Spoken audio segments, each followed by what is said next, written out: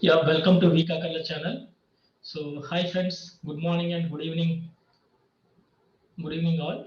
Yeah. So today we are going to, I'm going to take the interview one of the Mexico person, so called Richardo. So, and his name is Richardo. This is the second mock interview for his. So let's see how he improved from the last feedback interview. So he joined. So let me admit. Okay. So yeah, hi Rodrigo. Hello, hello. Can you hear me? Yeah, I'm able to hear. How are you, Peter? Nice background. Yeah, I'm fine. Thank you. So Okay. let you open, let you enable video also, your video also, Oh yes, yes, yes, yes. Give me just a second. Rodrigo. Can you see me now? Yeah, I'm able to see. Good. Perfect. Yeah. So are you able to hear my voice clearly? Yes, just but okay. Can you talk now? Yeah, are you able to hear my voice? Oh, perfect, perfect. Yes, Okay, fine, fine. So how are you? How are you prepared? How do you prepared yes. from the last Uh, feedback?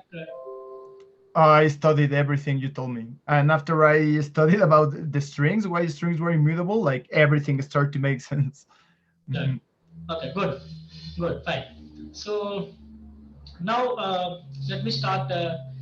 So from core Java we will start. Okay. Yeah.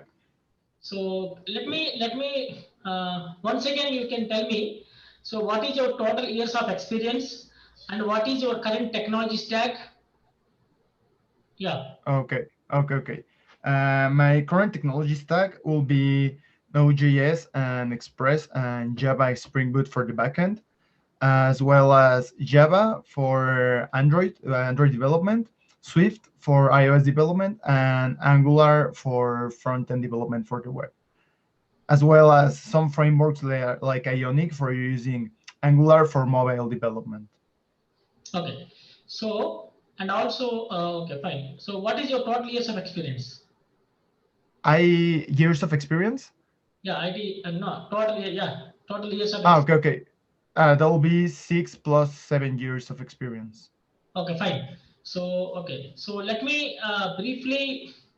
Can you give me briefly details about OOPS concepts? Oh yes. Well, OOPS concepts. They are inheritance, polymorphism, encapsulation, and abstraction, and all these four concepts are what makes the pillars of OOPS programming. I can explain them to you if you want. Tell me what is the difference between abstraction and inheritance? Abstraction and what? Sorry. Inheritance. Okay, okay. Inheritance is when you get properties from another class. When you're having two classes which will share common properties, you use inheritance. And abstraction is a concept where you, let's say, you only take what has to be done on the class. That way you will only have properties which are related to a specific class on each class. So instead of having like mixed properties from different, I don't know, for example, animals, you split them into one animal per class. That way, you make an abstraction of each property.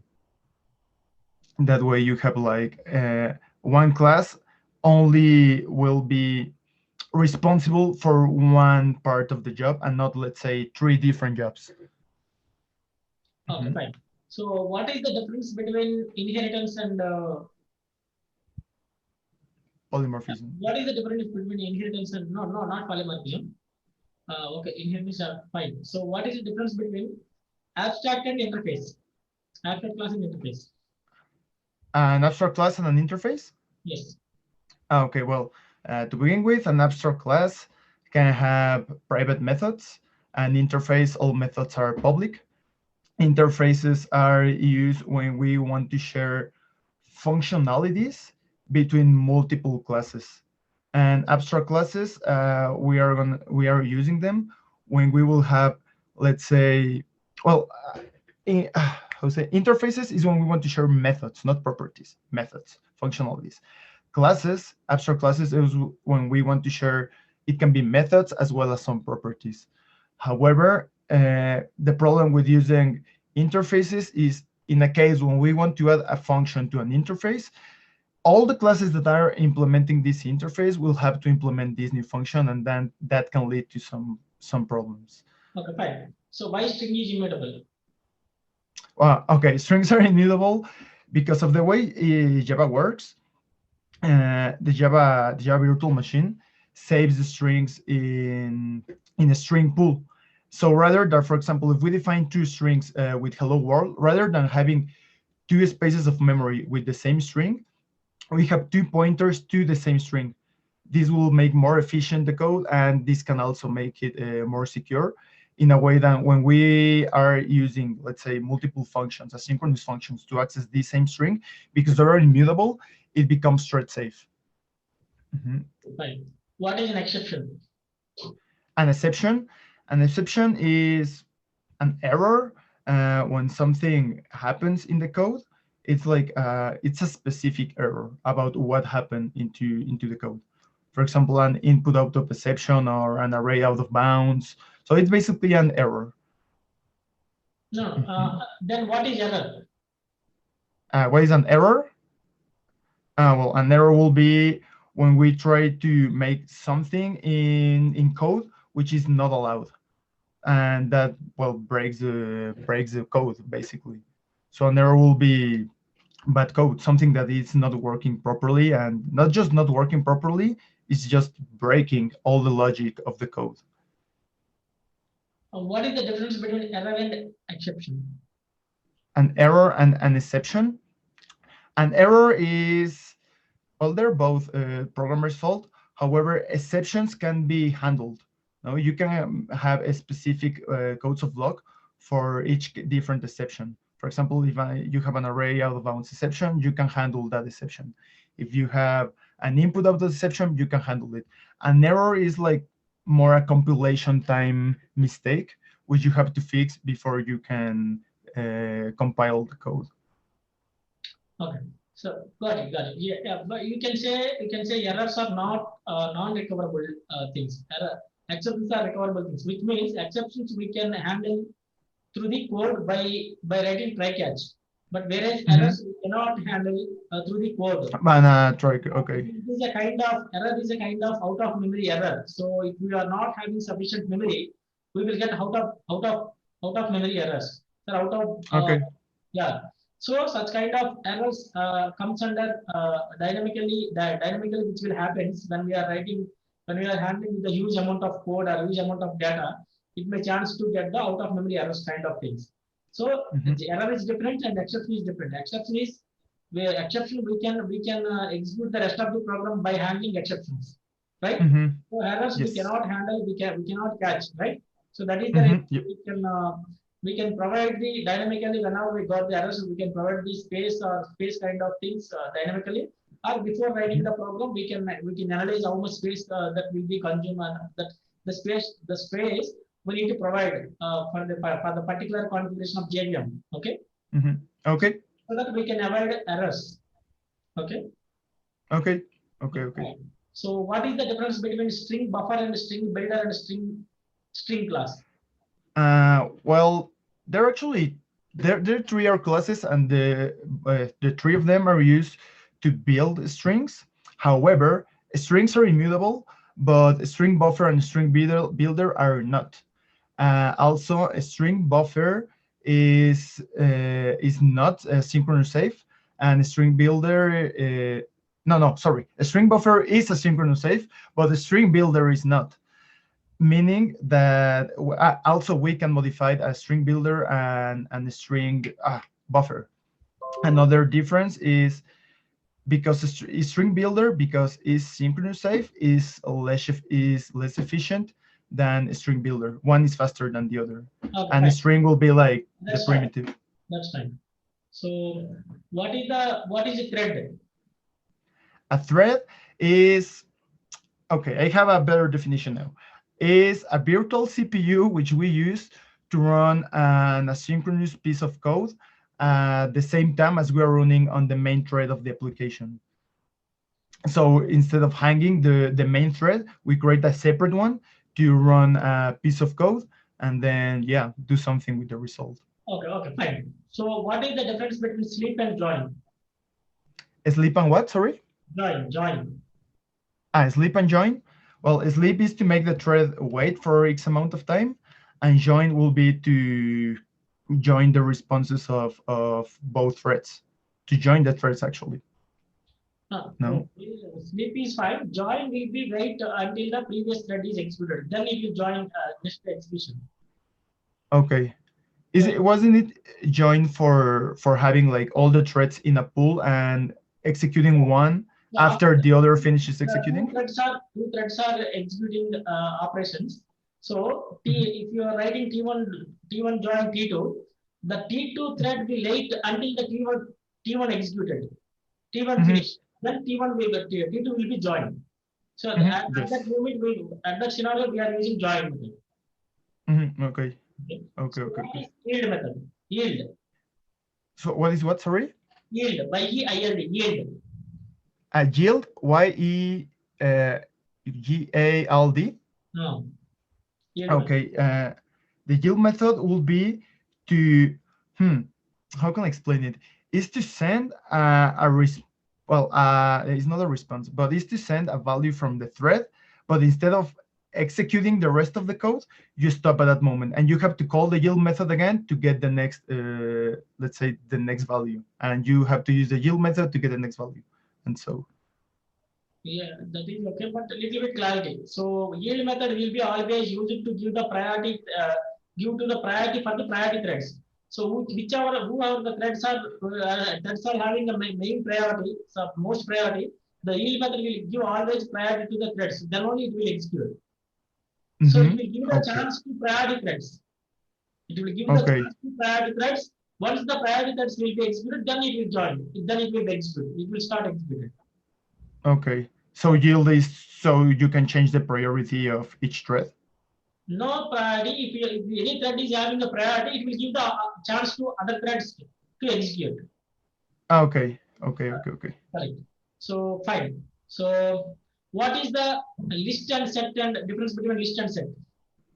But your list and set. To begin with, list is you have access using indexes. With set, you have not access using indexes. Set orders the what's inside of the set. Well, only if you instead if you use a linked set, that's not the case. But basically, lists are ordered in the way of insertion. Sets are not. Lists can have duplicates. Sets can't have duplicates. For example, you can have multiple values of null on a list.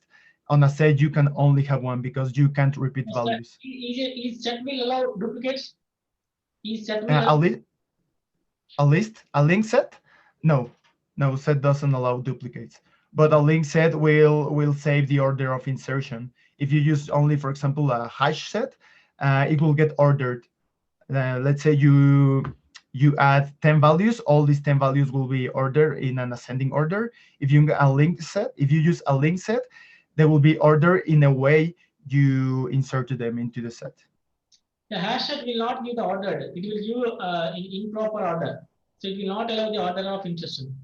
So if you are putting the values in a hash set, 1, 2, 3, 4 for sequentially 10, when you are printing, when you are retrieving the elements from the hash set, it will give 10, 9, 8, 1, something like that in a random manner. It will not give the insertion order. Okay. That is what you said, right? In the differences between set and list, it is not having it is not allowed duplicates as well, and also it is not following the insertion order. Okay. Okay, Okay. fine. Okay. Okay. Okay. What is map? A map is an implementation of dictionary. The last time I thought they were two different things, but they're actually the same. The only thing is that dictionary is deprecated and map is a new way of doing it. A map is a way of mapping, of having a tuple of a key and a value, basically. What are the implementation classes of map interface? Of the map interface, well, you have tree maps, you have also hash maps, you have linked maps. There's actually so much. So what is the So difference many. between hash map and concurrent hash map? A hash map and a concurrent hash map. Yes, yes.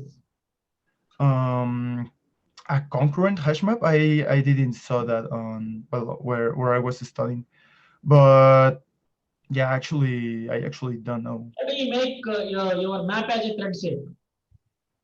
How do I make a map thread safe? Yes.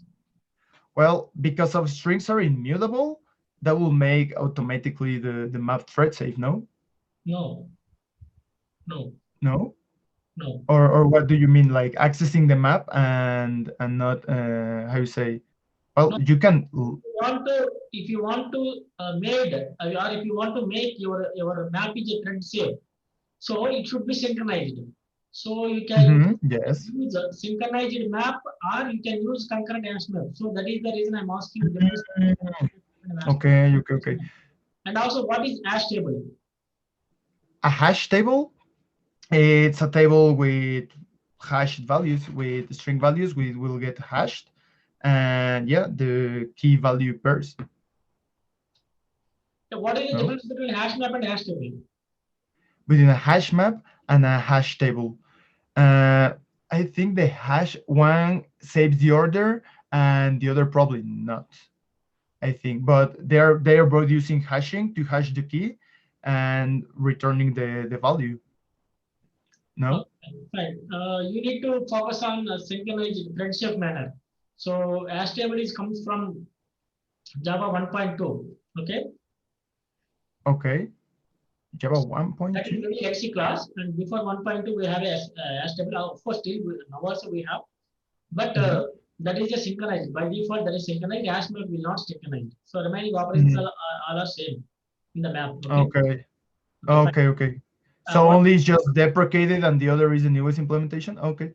Okay. what is generics? What is generics? Generics. Generic is a way, if you want a function that can handle multiple instances of data, you use a generic.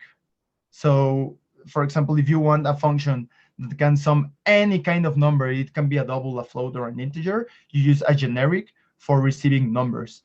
Instead of having one function for integers and one function for floats and one function for each kind of different number, you make a generic that can receive any kind of number. So it's a way to write less code and reuse functions with will share functionality. Okay, okay, fine, fine. So coming to so what is the importance of static? Sorry, what? Static keyword. So what is the importance of static keyword? Starting queue? Sorry, is it because there's Static, so much echo? static keyword. STATIC, static. Okay, okay, okay. Of having a static method. Well, a static method is useful when you want an instance of something, can be a class or a method, which will live through all the application. So the importance is because you won't have to create an instance of the class to access these methods. You can have access to it right away as the application starts. Okay, okay. I'm not asking static method. I'm asking a static keyword. Static keyword. The keyword, yeah, like yes, if you want to have something that lives through all the applications without having to instantiate something, you use a static keyword. Now it can be for properties, it can be for methods, for classes, for anything. So the importance will be that. However, that can lead to some memory leaks in case you will stop using that class or anything that you mark with the static keyword. It won't get collected by the Java virtual machine because it's going to just live there forever through the rest of the life of the application. Okay. So what is the difference between local variables and instance variables? A local variable and an instance variable. Yeah. Okay.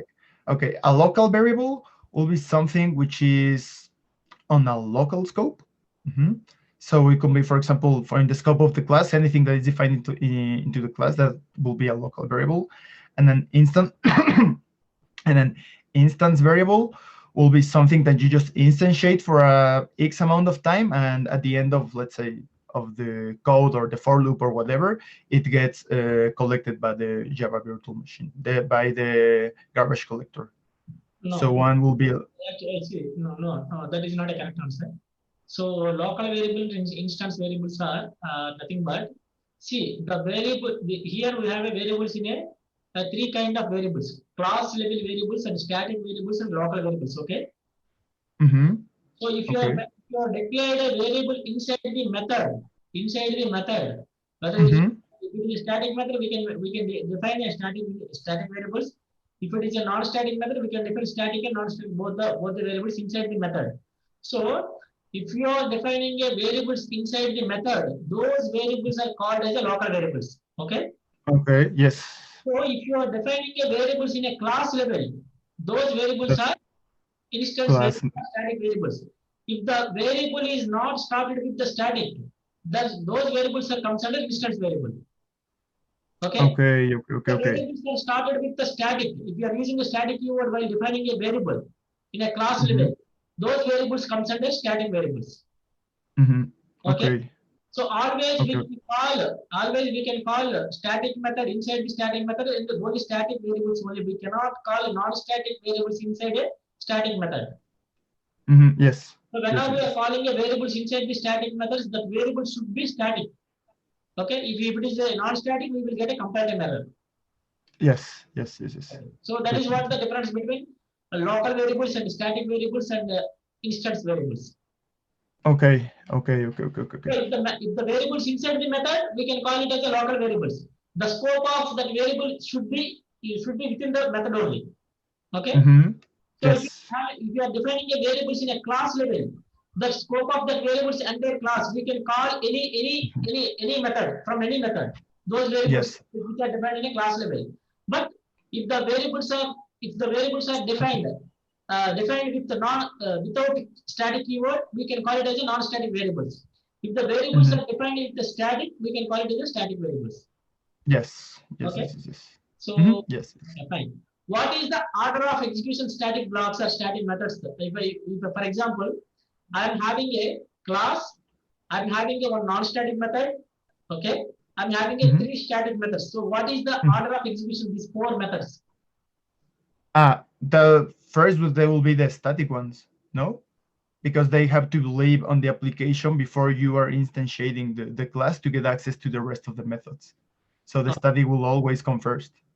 okay, fine. So static methods, how we are writing a static methods in a sequential, those execution will be started like that only. First method will be executed first, and second method will be executed second, and third Mm-hmm. static method will be executed third. So that is the see order of static methods. And when we are initiating the class, and then only when we are calling a non-static method, Mm-hmm. instance method, then only instance method will be called.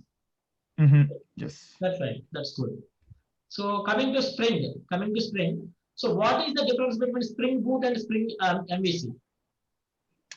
Spring Boot and Spring MVC. Spring Boot is the framework, and Spring MVC will be the methodology that the Spring Boot uses to build the application, Okay. basically. So what is the difference between at the rate controller and at the rate rest controller? Sorry, controller and a REST controller. Yes. Well, the controller will be the most, let's say, primitive annotation, because a controller, it could be a repository, it could be a service, it could be multiple things. But the REST controller is like a more specific annotation telling the class that it will get used to handle a RESTful request. So that will be the difference. Like one is a higher level annotation than the other one. So one has different, well, let's say more specific functionalities for handling request methods than just the controller annotation, which has like almost everything, like also for repositories and services and so. Okay. So what is the difference between at the rate component and at the rate service?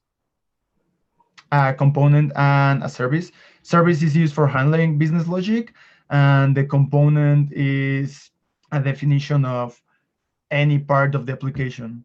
Okay, fine. So what is the, if I use at the rate component on top of service, what will be happens? Instead of at the rate service, instead of at the rate service at the top of on top of service class, just I am using at the rate component on top of service. What will be happen? If oh sorry, it's because there's so much echo that sometimes I just don't understand very well. If I Okay, fine. use a component other than rather than a service, So what happens? What happens if I use at the rate component on top of service? or if you use a component in a service, I don't know to be honest. You don't know? Like like yeah, but I get the service as using as handling any business logic that has to be done after receiving a request.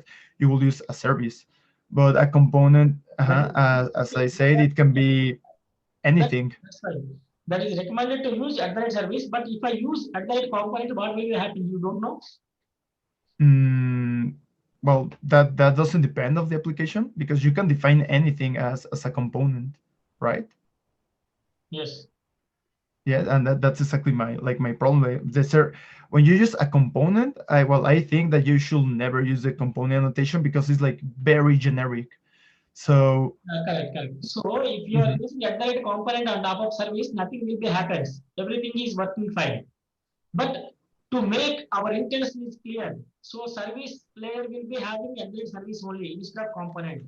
So component mhm, in the sense any utility class of your application, any utility class. For example, helper classes inside the service layer. Where whenever we are writing a business logic, right? So if you want to add this some lines of code in some helper class, so some lines mhm, of code in some transformation class, some utility mhm. class. So that class we can make it as a component. Why? Because the component should be available in service layer. So we can auto-wire, right? So that classes Okay. we can use the component. That is the right place to use the other component. And the other service we need to use on top of service to make our Mhm, intention is clear. Hey, this is the business logic where we are writing the mhm, business logic inside the service so that my on top of service I depend as a other service. mhm. Okay, okay, okay. So can we do delete operation in a post method? Can you do sorry what in the post method? Delete operation. Yeah, So how can we delete? How can we do? a git operation on a post method. Hmm. So like a git like for code committing into the cloud. Sorry. A git method git No, no, I'm asking a delete method, delete, D-E-L-E-T-A, delete, d delete. d-e-e-d sorry like this d I'm writing this. okay, okay, okay. Okay. Yes, why not? You can send yeah, I think I answered this the last time. You can send an ID on the post method and using that ID to run an hibernate query or whatever and delete something. So yes, actually you can do anything on a post method, but I think that's kind of unsafe. But yeah, you could do it. It's Okay. not the correct methodology, but yes, you can. Okay, okay, fine, fine. So can I do a delete method in a get method? Delete operation in a get method? Hmm. Yes, actually, you can do it also. Like if you receive the ID on the parameter of the URL, you could also do it. But it's not again the correct way of doing it. But yeah, you can. Yeah, that's good. That's good. So we can do any operation in any method, but the recommended to do the get operation in get method, get fetching records, and the post operation is the for the creation of records. Some getting some huge amount of data. If you are having a huge parameters in a query, so for the post method, basically we are using for the create operations, and update method Hmm. we are using for the update operations, and delete method we are using for the delete operations. So Hmm. those are the recommended ways of generic way of define using those methods. So we can do any operation in any method. So that we Hmm. can do. That is why because that is a simply developer logic, right? That is Hmm. not a framework design. That is a simple Hmm. developer logic. We can do any logic or anything in any method. That's fine. Hmm. Yep. Yeah, yeah. Okay, So fine. that's like a tricky question, right? Like a tricky interview question. Okay, okay, okay. So what is solid principles? The solid principles are single responsibility. Well, the resume is principles to make high maintainable, high secure, high scalable code. Basically, there are five principles which are single responsibility, input output, leaks up substitution, in the interface segregation, and dependency injection. Yeah, you are not saying input, not input output, open and closed principle. Okay.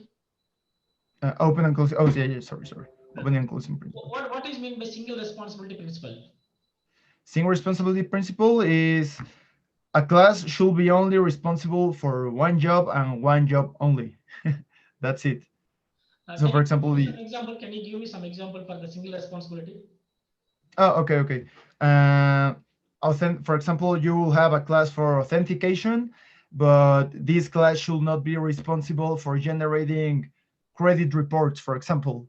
No, then it will be doing two jobs, which will be authenticate the users and generating the reports for the users. So that will be single responsibility. Here we will be violating the single responsibility. So instead, we should have two different classes: one for handling the authentication, one for handling the report. Okay. What is open and closed principle? Open and close. I actually don't understand the open close principle. It should Okay. be open for how you say for abstract. No, it should be open for implementation, but closed for modification. Yes, I don't yes. remember how. Yeah, Yeah. right. Yeah. So, open and closed principle is nothing but it should be open for extension or implementation. It should be Mm-hmm. closed for the modification. You should not modify anything in a super or parent class or parent Mm-hmm. interface.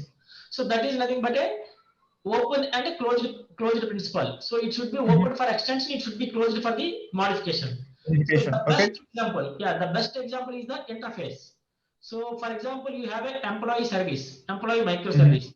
So in the employee microservice, you have a employee interface as a one class, employee interface. Mm-hmm. So in that Mm-hmm. employee interface, you have a abstract methods, save employee, get employee, delete employee, and update employee. So Mm-hmm. these are the methods inside the interface.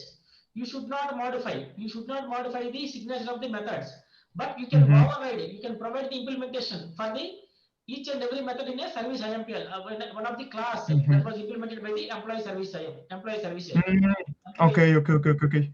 So my employee service implemented employee service IMPL. Okay, my employee Mm-hmm. service IMPL implement the employee service, right? Mm-hmm. So whenever we are providing whenever we are extending, whenever we are providing an implementation, it should be open for Mm-hmm. the open for the extensions. So Mm-hmm. we are easily extension, but modification is not possible for the signature of the method for parent Mm-hmm. class methods. So we can provide the implementation for each and every method. So that is called Mm-hmm. open for the extension and closed for the modification. Modification. Okay. So that is the best Okay. example. So interface is the best example for the open for Open the close principle. open closed principle. Exactly. Okay. Okay. What is other principles? The leak substitution will be you should be able to replace any parent class by any of its child classes, and the code should be run equally. That shouldn't break the code. That's the leak substitution. Yeah, that is would be substitution principle. Which means Lisco substitution principle is nothing but the parent class and child class should be the same substitution classes. It should have a Mm-hmm. some relation. So then only we can substitute the class in the child. Mm-hmm. Okay, and it should work perfectly well. It shouldn't break the code. If it breaks the code, that's not a leak substitution, basically, Okay. What are the right? other two? Okay, so lead interface segregation is rather than having one interface with a lot of different methods, it's better to have a lot of interface with just one or two methods. I can give you again the same example as I gave you the last time about the coffee machine. I'll give you a coffee machine that has to be able to make American espressos, for example, but you also need a coffee machine that has to be able to make espressos and cappuccinos. If you add the make espresso and the make cappuccino method on the same interface, all the coffee machines that implement this interface will have an empty method. So this will, yeah, we have empty methods, and that's not good. To avoid this case, that's why we segregate the interfaces. One interface which is gonna get called, I don't know, espresso making interface, another called cappuccino making interface, and you just implement them accordingly to your needs. Okay, fine. So what are the last one? Last The last one, the D, will be the dependency injection, which basically is when a class defines their, I forgot the word, is when it defines the, I forgot the word. What it's the classes that he is gonna need through the life of this class. So instead of adding these classes on the constructor, they get defined inside the class. That's the dependency injection. okay. Okay, Hmm. fine. So today I done from my part, and we will have to touch the next final round. Whatever I'm giving the feedback to you, so up to this is okay. So now you got scored out of five as a three. Okay, three. Okay, So okay, little bit prepared well. Prepare. You need to focus on concurrent hash map and all the map classes, internal implementation of map, and internal implementation of set, and internal implementation of array list. Okay. So and also okay, you need to focus on what is the difference between array list and linked list, and linked list and linked hash set, and linked hash set and linked hash map. So differences you need to focus on more individual level of each and every class. okay, okay. The thing is, like, there are so many interfaces on the collection framework Not that. databases. You need to provide the classes, implemented classes. So for list we have a array list and linked list. For set we have a Okay. hash set, linked hash set, and tree set. For map we have Uh-huh. a hash map and a Hash linked map. hash map and a tree map and a navigable map and linked hash map. Okay. Okay, And a concurrent hash map and hash table. So these are the limited classes only. You need to focus on each and every class in depth. okay, okay, And okay, also you need to start focusing on design patterns. So what is the structural design patterns? What is the behavioral design patterns? What is the uh, behavioral design patterns, as well as what is the creational design patterns? So in the creational design pattern, we have a singleton pattern, we have a prototype pattern, we have a session pattern, we have a builder pattern. So like that, we have a five or six kind of creational patterns. So like that, okay. So different. We have a structural and behavioral design patterns also. So please focus on that for the next interview. okay, okay, okay. And Perfect. and So I should be able to not only describe but also code these different design patterns. correct, correct. Okay. Can I, for example, like, can I just stay with the most common ones, or I should investigate like less common ones? For example, builder, factory, observable, No, proxy, no, whatever. we cannot say this is the most important. We cannot say this is the not least important. So all design patterns are important in our day-to-day code. But the most of the Okay. cases we are using. So based on the project requirement only, the design patterns will be varied. Okay. Okay.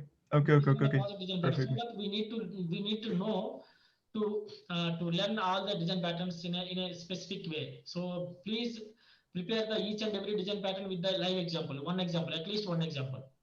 Okay. For each one of the patterns, right? Yeah. Okay. Yeah. So Yeah. That's easy yeah, for good me. luck for the next interview, and thanks your time, and okay, Just may I ask you one question, Beer? Is yeah. real quickly. How can you handle in Spring Boot this scenario?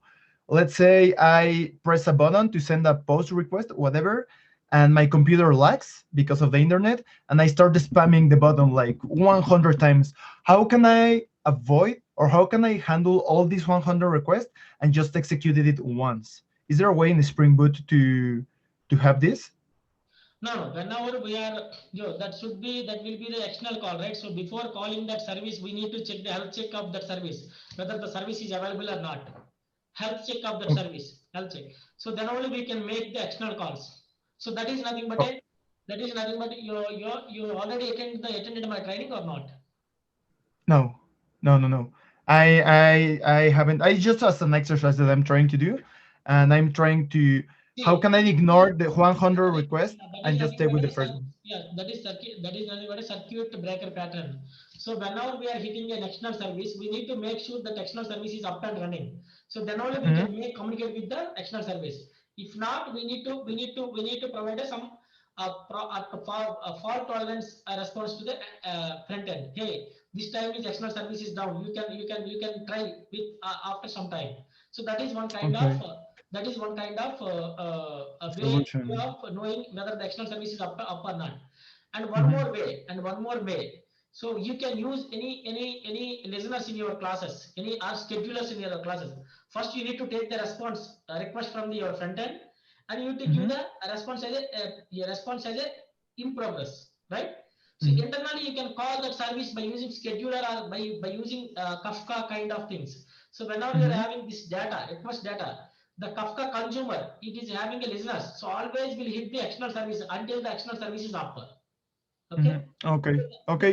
then only we can start. So like that, we have a different kind of mechanisms. So first of all, the Okay. service is up and running. So then only we can communicate the external service. Okay. So Okay. Okay. Okay. Okay. for that scenarios, you need to focus. You need to know what is the Kafka and what is the Kafka consumer. So how the consumer behavior will happens, and what is the scheduler, Spring schedulers. So schedulers Mm-hmm. also in the scheduler we can call an external service. So Okay. based on this input request status, so you need to take the request and you need to store in the database or any in-memory kind of memory. So that when once you take that record from the database and you can hit the external service. If the external service is up and running, you get the success response. You can change the status of your already stored record. So then only it Mm-hmm. will not pick the second time onwards when the scheduler is triggered, right? Oh, okay. Yeah, Okay. Okay. Okay. Okay. Okay. if the external service is still running, not running, you can update Mm-hmm. still it failed scenario. Okay. Okay. Okay. Okay. Okay. Okay. Ah, that's actually very smart. Yeah. Thank you very much, Vir. Yeah, Thank you. Thank you very thank you. much. Thank you. Thank you. Yeah. Yes. So we will wait the next interview. Okay. Mm-hmm. Please focus on the design patterns. Okay. Yes. Design patterns and again the collections framework, right? Sets, Internal, maps, and lists. internal, and also please focus on exception handling and custom exception handling. Also, how can we create a custom exception and all? Ah, okay. Yeah, I know how to do Yeah, it. okay, fine. Perfect. Yeah, it is a Thank you. nice talking to you. You updated very well, and please update a little bit more and more. Yes. Yeah, Yes, I will. Going deeper into this the collection framework thing. yeah, Yeah, because I just read it like yeah on the surface, but yeah, I will dig more into it. Thank yeah. you very much, Beer. Good luck for the next interview. Thank you very much. Have an amazing day. Bye bye, Beer. Thank you. Bye.